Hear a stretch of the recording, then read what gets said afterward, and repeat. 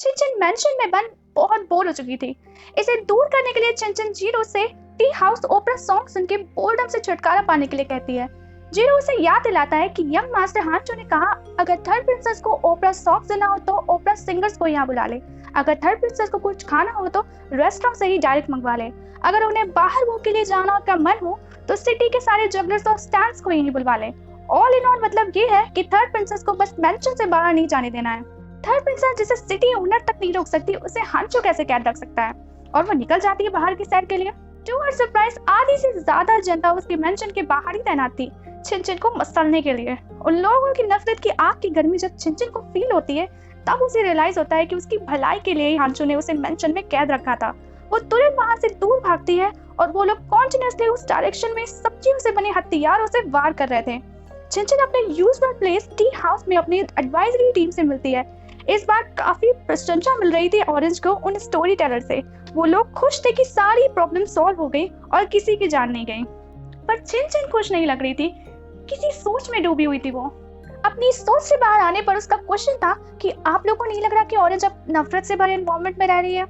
वो story tellers reply करते हैं कि हर माह लोगों को कई मुश्किलों से गुजरना पड़ता है एंड में खुशियां पाने के लिए, और जिस हिसाब से आपकी स्मार्टनेस है ऑरेंज ज्यादा टाइम तक ऐसी डिफिकल्ट सिचुएशन में नहीं रहेगी। पर ऑरेंज ने सिटी के प्रीशियस ट्रेजर पर हाथ मारा है तो थोड़ा तो मुश्किल है इससे बाहर आना। चिंतन सजेशन मानती है जिससे वो थोड़ी तो सिचुएशन अपनी बेटर कर सके। वो स्टोरी टेलर्स सजेस्ट करते हैं कि सिचुएशन चेंज हो सकती है अगर कोई दूसरा ऐसा ही प्रीशियस ट्रेजर सामने आ जाए। ये सजेशन सुन के चिनचिन के चेहरे पर स्माइल बिखर पड़ती है, पर जब वो बताते हैं कि किसी भी ट्रेजर को बनने में 1000 ईयर्स तक का टाइम तो लग ही जाता है, चिनचिन की वो बिखरी स्माइल खुद को समेट लेती है। डिस्कशन मीटिंग के बाद चिनचिन छुपते छुपते मेंशन वापस आती है, पर देखती है कि अभी तक उन लोगों ने अपने डेरा उसके मेंशन के सामने जमाया हुआ है। चिनचिन को उसी मोमेंट एक आइडिया आता है और वो होटेड क्लोक की हुडी से मुंह छुपाते हुए खुद का नाम ही चिल्लाते हुए और खुद पर इल्जाम लगाते हुए मेंशन की तरफ बढ़ने लगती है, जिससे किसी को शक ना हो कि वो चिनचिन है और वो लोग उसे अपनी ही गैंग का समझे। पर वो लोग भी कोई अच्छे खिलाड़ी नहीं थे, अपने शिकार को अपनी पैनी नजर से पहचानने का हुनर रखते हैं। वो लोग चिनचिन पर वही सब्जी रूपी हथियार फेंकने लगते हैं। मानना पड़ेगा क्या कातिलाना हथियार है उनका। हांचू मेंशन पर मौजूद था और तुरंत हाथ बढ़ा के उसे अंदर खींच लेता है। एकदम बच्चों की तरह चिनचिन हांचू से कंप्लेंट कर रही थी कि मुझे मारा इन्होंने। इधर लिंची अपने लोगों के थ्रू चिनचिन से जुड़ी सारी जूसी गॉसिप सुन के मन ही मन खुश हो रही थी। उसकी खुशी का टाइम स्लॉट वहीं खत्म हो जाता है जब उसका एडवाइजरी उसे बताता है कि ड्रैगन बोन की वजह से बर्बादी आना शुरू हो गई है, हमारी माइन पर बिजली गिर गई है और उसमें बहुत बड़ा धमाका हुआ है। लिंची को विश्वास ही नहीं हो रहा था, वो बार बार पूछती कि क्या हुआ है। वो रिप्लाई करते हैं कि बिजली गिरी है हमारी माइन पर। लिंची फिर पूछती है किसकी माइन पर। वो फिर बताते हैं कि हमारी माइन पर। अभी भी लिंची विश्वास नहीं कर पा रही थी, फिर से वो पूछती हमारी माइन पर क्या हुआ है। फिर वो बताते हैं कि धमाका हुआ है। वो 2-3 बार इस चीज को रिपीट करवाती है तब उसे बिलीव हो पाता है। उसे लग रहा था कि बिजली उसकी माइन पर नहीं उसके शरीर पर गिरी हुई हो। किया धरा चिनचिन को और भुगतना पड़ रहा है लिंची को। मीनवाइल चिनचिन हर्षी से लोटपोट हो रही थी खबर सुन के कि अच्छा हुआ, बड़े प्राउड दिखाती थी अपने पैसों का वो लिंची। उसी समय मैसेंजर उसे बताता है कि अब और भी ज्यादा लोग मेंशन के बाहर इकट्ठे हो गए हैं। चिनचिन मेंशन से बाहर आकर देखती है कि वो लोग रो रहे हैं और उससे भीख मांग रहे हैं कि वो उनके बच्चों को और उनकी फैमिली को बचा ले, जो माइन में हुए धमाके की वजह से माइन के अंदर फंसे हुए हैं। चिनचिन पूछती है कि क्या कुछ है जो मैं कर सकती हूँ उनको बचाने के लिए। वो लोग रोते हुए गिड़गिड़ा रहे होते हैं कि वो हेवन के स्कोप को शांत करने के लिए खुद को सेक्रीफाइस कर दे। उन सबकी जुबान पर यही रिक्वेस्ट है कि चिनचिन बहादुरी दिखाए और मौत को गले लगा ले। उन लोगों की वो दर्द भरी पुकार और उनके एक एक शब्द चिनचिन के दिल पर चोट कर रहे थे। मीनवाइल ऑफिशियल मीटिंग में यही डिस्कशन चल रहा था कि उन माइनर्स को जो माइन के अंदर पत्थरों के बीच फंस गए हैं उनका क्या किया जाए। सिटी ओनर ऑर्डर करते हैं उनको रेस्क्यू करने के लिए, पर जब चूचू और ऑफिशियल मिनिस्टर उन्हें बताते हैं कि माइंस को एक और धमाका करके दूसरे रास्ते को खोल कर ही निकाला जा सकता है, बट ये रास्ता हुआयान के फॉर्चून लोड से कनेक्टेड है और ये धमाका फॉर्चून लोड पर भी इफेक्ट डाल सकता है और ये पाप वो नहीं कर सकते। और सारे मिनिस्टर एक साथ रिक्वेस्ट करते हैं कि ये ऑर्डर वापस ले लें। ड्रैगन बोन तो खो ही चुके हैं, अब फॉर्चून लोड पर कोई आंच नहीं आने दे सकते। इसी के साथ सिटी ओनर के सामने एक पिटीशन भी पेश किया जाता है जिसमें 10,000 से ज्यादा लोगों ने चिनचिन की मौत की डिमांड की है। उनके अकॉर्डिंग यही रास्ता है गॉड के गुस्से को शांत करने का, जिसे पढ़ के सिटी ओनर चेंगचू आपे से बाहर हो जाती हैं कि मुझसे मेरी ही बेटी की जान लेने को कह रहा हो। सिचुएशन क्रिटिकल जान के मिनिस्टर यांग सजेस्ट करती हैं कि अभी फॉर्च्यून लोड को प्रोटेक्ट करते हुए उन माइनर्स की जान बचाना ज्यादा इंपॉर्टेंट है। इसके लिए मिनिस्टर यांग सोल्यूशन भी देती है कि हम रेस्क्यू ऑपरेशन को तब तक रोक के रखेंगे जब तक खुद से ही माइंड ढह नहीं जाती, और फिर हम डिक्लेयर कर देंगे कि रेस्क्यू टीम ने ही रेस्क्यू करने में देरी कर दी, और प्रिटेंड करेंगे रेस्क्यू ऑपरेशन के इंचार्ज को फटकारने और हड़काने की। और बात रही उन विक्टिम्स के घर वालों की, तो उनको कॉम्पनसेशन पे कर देंगे। दूसरी मिनिस्टर पूछती है कि फिर यूली मैंशन पर जो लोगों ने छिन छिन को चारों तरफ से घेर लिया है उसका क्या करेंगे। चूचू बिना समय गवाए आगे आती है कि अभी अपनी ट्रूप्स को ले जाके यूली मैंशन को गार्ड करूंगी जिससे छिन छिन सेफ रहे। सिटी ओनर खुश हो जाती है चूचू को छिन छिन की परवाह करते हुए देख के, और उसकी बात मान लेते हैं और चूचू से कहती है कि वो ध्यान रखे छिन छिन मैंशन से बाहर ना जाए।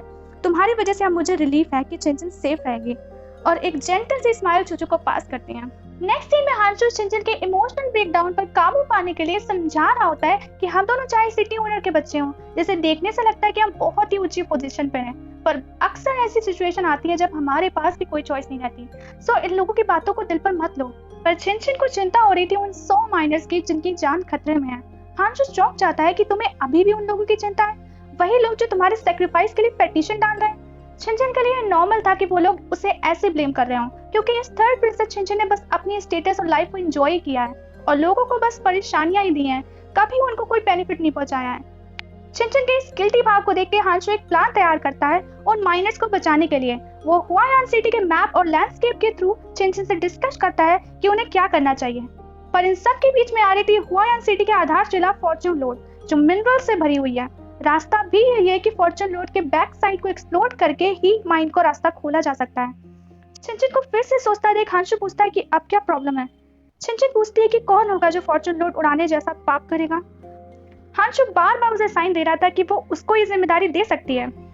छिन को कॉन्फिडेंटली कहते सुन के कि मैं समझ गई, सिर्फ यही एक पर्सन है जो ऐसा कर सकता है। हांचू और भी ज्यादा एटीट्यूड में आ जाता है, एक्सपेक्टिंग कि छिन उसी के बारे में सोच रही है। लेकिन छिन के दिमाग में हीरोइन से बेटर कौन हो सकता है इस काम को अंजाम देने के लिए, और हांचू को वहीं रिजेक्टेड छोड़ के छिन की सर्च में निकल जाती है। बाईजी हांचू को एक्सप्लेन करता है कि हमारे लिए इस प्रॉब्लम को सॉल्व ना करने में ही ज्यादा फायदा है, पर हांचू इसलिए हेल्प करना चाहता था, अगर वो माइनस नहीं बचे तो लोग छिन को और भी ज्यादा ब्लेम करेंगे। हांचू बाईजी से केयर फ्री होकर कहता है कि पॉइंट फॉर्च्यून लोड को एक्सप्लोर करने का है, अगर कोई और भी ये काम करता है और छिन की हेल्प करता है तो मुझे कोई प्रॉब्लम नहीं है। बाईजी तपाक से पूछता है कि अगर वो हेल्प करने वाला मिनिस्टर पेहांग हो तब भी वो इतना ही ओपन माइंडेड रहेंगे। हांचू हाँ कह तो देता है, पर उसे प्रॉब्लम नहीं होगी तो किसे होगी। छिन मैंशन के बाहर एक गार्ड कर रही चूचू से मिलके उसे फॉर्च्यून लोड एक्सप्लोर कर उन 100 माइनर्स की जान बचाने के लिए कहती है। इस पे चूचू भड़क जाती है कि क्या तुम चाहती हो कि मैं भी तुम्हारी जैसी सिचुएशन में आ जाऊं। छिन एक्सप्लेन करती है कि मैंने ड्रैगन बोन अपने सेल्फिश मोटिव के लिए यूज किया था, जबकि तुम लोगों की जान बचाने के लिए फॉर्च्यून लोड को एक्सप्लोर करोगे। माना माँ कुछ टाइम के लिए तुमसे नाराज रहेंगी, पर उन लोगों का दिल तुम जरूर जीत लोगे। जो छिन को रिप्लाई करती है कि कोई शक नहीं है कि तुम्हारे लिए लोगों का दिल जीतना ज्यादा इंपॉर्टेंट होगा, क्योंकि माँ का प्यार तो तुम्हें ऑलरेडी मिल ही रहा है, और मैं जो दूसरों की जगह लड़ती हूँ, खुद को खतरे में डालती हूँ, माँ उस समय भी तुम्हारी चिंता में बिजी रहती हैं। फाइनली आज उन्होंने मुझे देख के वो जेंटल सी स्माइल पास की, पर पता है क्यों? क्योंकि मैंने कहा था कि मैं तुम्हें गार्ड करके प्रोटेक्ट करूंगी। माँ को सिर्फ तुम्हारी परवाह है। चूचू छिन से पूछती है कि तुम्हें नहीं लगता अगर वो पर्सन मैं होती जिसने ड्रैगन बोन चुराया है तो शायद मैं अब तक मार दी गई होती। छिन अपने पॉइंट रखती है, पर चूचू उल्टा उससे कहती है कि तुमने ये ड्रैगन बोन नहीं चुराया होता तो शायद माँ फॉर्च्यून लोड को एक्सप्लोर करने के लिए मान भी जाती। और छिन के माइंड में ये चल रहा था कि अगर उसने ये सब नहीं किया होता तो अब तक वो मर चुकी होती।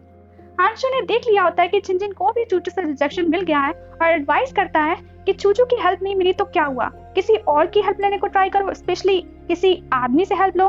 छिन फिर से अपने एक दिमाग की गाड़ी दौड़ाती है और अब की बार उसकी गाड़ी रुकती है पेहांग पर।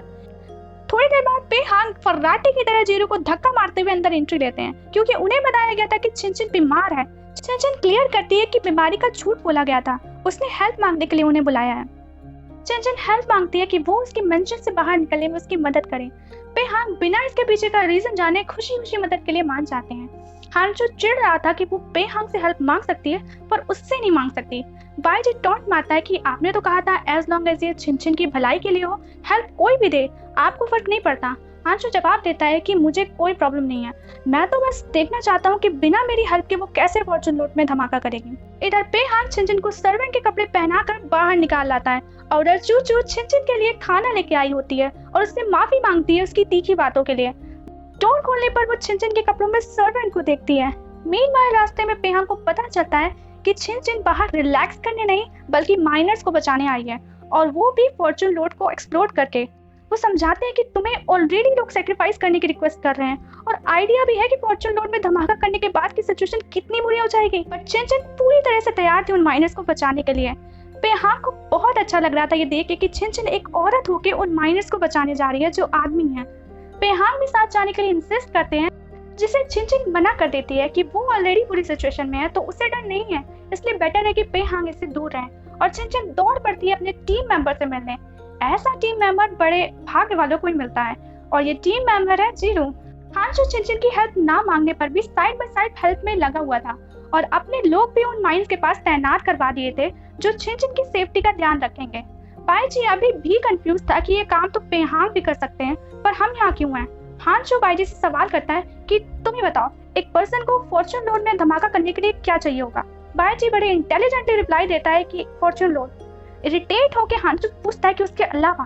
तब बाईजी रियल बात समझता है कि धमाका करने के लिए विस्फोटक सामान भी तो चाहिए होगा, और विस्फोटक सामान से स्वानवन सिटी में ब्लैक स्टोन को यूज करके बनता है, जबकि हुआयान सिटी में ब्लैक स्टोन से सिर्फ फायरवर्क ही बनता है। तो एट लास्ट छिनछिन को उसके पास हेल्प लेने आना ही पड़ेगा और दूर से छिनछिन पर नजर बनाए रखता है कि कब छिनछिन उसका नाम पुकारेगी हेल्प के लिए। जीरो पूरे कॉन्फिडेंट के साथ छिनछिन को बताता है कि उसने सब कुछ रेडी कर दिया है, बस गोला बारूद जैसा कोई विस्फोटक सामान नहीं है। छिनछिन फ्रस्ट्रेट होकर जीरो पर टूट पड़ती है और फिर से सोचने का काम शुरू होता है किससे मिल सकता है ऐसा एक्सप्लोसिव सामान। सेकंड प्रिंसेस चूचू, मिनिस्टर पेहांग, इवन लिंची तक का नाम जीरो सजेस्ट करता है कि वो मदद कर सकते हैं एक्सप्लोसिव सामान अरेंज करने में, पर हांशु का दूर दूर तक कोई मेंशन नहीं था।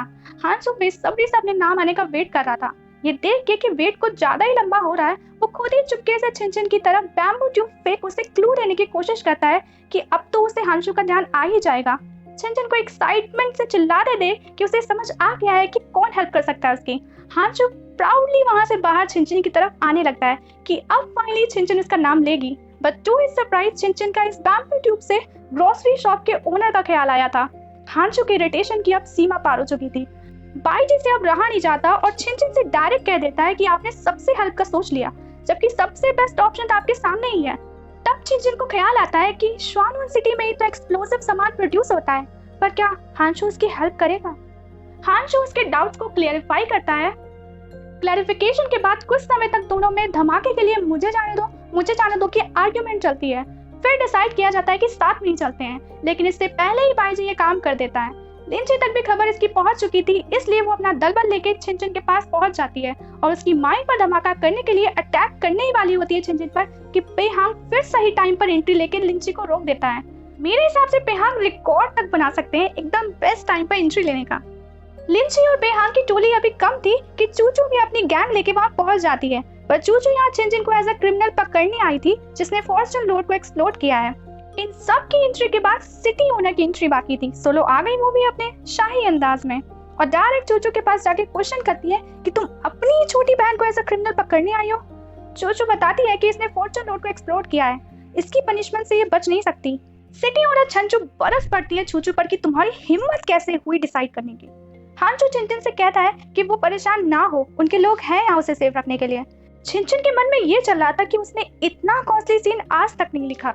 तब तक जीरो और उसके लोगों ने रास्ता बना लिया था माइनर्स को निकालने का। छिनछिन बिना देरी किए उन रास्तों की ओर बढ़ती है, अंदर जाके खुद से एक एक लोगों को बाहर निकालने में लग जाती है। इस काम में रात तक हो जाती है। छिनछिन थक के चूर हो चुकी थी, पर फॉर्चुनेटली उसने सारे माइनर्स को सेफली बाहर निकालने में सक्सेस पा ली थी। वो सारे माइनर्स छिनछिन की जय जयकार करने लगते हैं। छिनछिन के चेहरे पर एक सुकून भरी स्माइल आ जाती है। मिनिस्टर भी अब तक वहां पहुंच चुके थे। लिंची और वो मिनिस्टर यही रिक्वेस्ट सिटी ओनर से कर रहे थे कि अब छिनछिन मौत की सजा से बच नहीं सकती, अब ये पनिशमेंट दे दीजिए उसे। पर दूसरी तरफ वो माइनर छिनछिन को माफ करने की गुहार लगा रहे थे कि थर्ड प्रिंसेस छिनछिन दयालु हैं और वो अपने लोगों को अपने बच्चों की तरह मानती हैं। पर लिंची डटी हुई थी अपनी बात पर कि जब तक कोई और ट्रेजर ड्रैगनबोर्न और फॉर्चून लूट की जगह लेने के लिए नहीं मिल जाता, छिनछिन अपनी इस पनिशमेंट से बच नहीं सकती। चिंचन को अपने पैरों के नीचे कुछ चिपचिपा फील होता है। जब वो उस चिपचिपे काले लिक्विड को पास से देखती है तो पहचान जाती है और सबको दिखाती है कि इस फॉर्च्यून लोड के नीचे पेट्रोल की खान है। इसे देखकर मिनिस्टर भी रिपोर्ट करते हैं सिटी ओनर को कि कथाओं के मुताबिक ये तो सच है कि ये पेट्रोल ब्लैकस्टोन माइन से कई गुना ज्यादा कीमत रखता है। और वो सारे माइनर्स फिर से चिंचन की जय जयकार करने लगते हैं कि थर्ड प्रिंसेस की वजह से ही हुआन सिटी को गॉड ने इतना बड़ा आशीर्वाद दिया है। उन माइनर्स के मुंह से थर्ड प्रिंसेस सुनके चिंचन को बहुत खुशी हो रही थी। ये पहली बार था जब लोग उसे टीज और टॉन्ट मारने के लिए थर्ड प्रिंसेस नहीं बुला रहे थे, पर उसका सम्मान और पूरे दिल से उसे थर्ड प्रिंसेस मान रहे थे। दूसरे दिन ऑफिशियल असेंबली में मिनिस्टर यंग अपनी बात रखती है कि ये पेट्रोल यानी ब्लैक वाटर माइन की वैल्यू ड्रैगन बोन से कहीं ज्यादा है, जो इस सिटी को स्टेबलाइज और बेनिफिट के लिए बहुत बड़ा रोल निभाने वाला है। और ये सब हो पाया है थर्ड प्रिंसेस की वजह से। और हमारे पूर्वजों ने भी इस ब्लैक वाटर माइन के थ्रू अपना अप्रूवल थर्ड प्रिंसेस को दे दिया है और रिक्वेस्ट कर दी है कि उनका थर्ड प्रिंसेस का टाइटल उन्हें वापस कर दें। और इस रिक्वेस्ट को सिटी ओनर छेंगजू न माने, ऐसा कैसे हो सकता है। और अब चिंचन भी एक्सपीरियंस कर रही थी, जो लोग उसे नफरत की नजर से देखते थे और जिन सब्जियों को वो उस पर हथियार की तरह यूज करते थे, आज उसे एज अ गिफ्ट दे रहे हैं। चिंचन को इस बदलाव से बहुत अच्छा लग रहा था। और एपिसोड इन हैप्पी मोमेंट के साथ यहीं खत्म होता है। सो लाइक शेयर सब्सक्राइब करने में कंजूसी मत दिखाइएगा और जरूर से कर दीजिएगा। It really means a lot to me. अभी के लिए बाय बाय।